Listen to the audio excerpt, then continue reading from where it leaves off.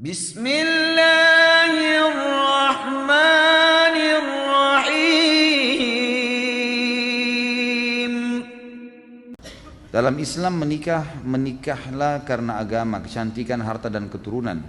Jika akan menikah, apakah sebaiknya dilakukan cek pemeriksaan medis kedua pasangan untuk mengetahui ada tidaknya penyakit seperti kista atau miom, perbedaan resus darah plus dan minus atau positif negatif yang dapat mempengaruhi mendapatkan keturunan, atau lillahi ta'ala. Karena ada saudara anak yang menikah, ternyata setiap punya anak sudah 3 kali berturut-turut, umurnya tidak lebih dari 5 tahun lalu meninggal. Setelah diteliti ternyata adanya resus dan tidak bisa disatukan dari pasangan tersebut. Ada juga yang ternyata di rahim istri ada kista dan miom. Ada juga karena pergerakan sperma suami yang lambat dan faktor-faktor genetik. Bagaimana menyikapi hal ini? Sebenarnya bukan harus ya, boleh saja. Kalau dalam hadis sebenarnya bukan menikahi karena agama, karena kecantikan, harta dan keturunan, tapi itu opsi pilihan. Ada yang opsi pilihan seperti misalnya kecantikan dan harta ini opsi pilihan. Tapi kalau agama dengan keturunan ini memang perintah. Memang harus dibedain. Seperti sabda Nabi SAW, kalau datang kepada kalian, kepada wanita dan walinya yang kalian ridhoi agama dan akhlaknya, maka terima lamarannya. Kalau tidak, terjadi kerusakan di muka bumi.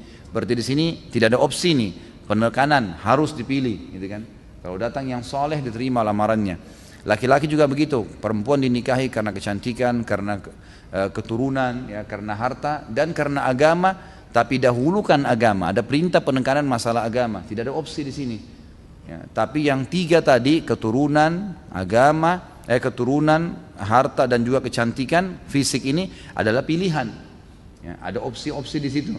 Tapi kalau agama nggak ada opsi, jadi kita bedain di sini ya. Termasuk masalah keturunan sebenarnya betul, itu bukan opsi ya, tapi dia memang satu hal yang memang harus diperhatikan.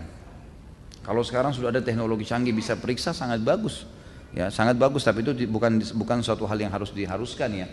Kalau dalam Islam sudah diajarin caranya untuk mengetahui orang ini subur atau tidak, itu kan sudah dilihat dari keturunan orang tuanya, dari jalur orang tuanya.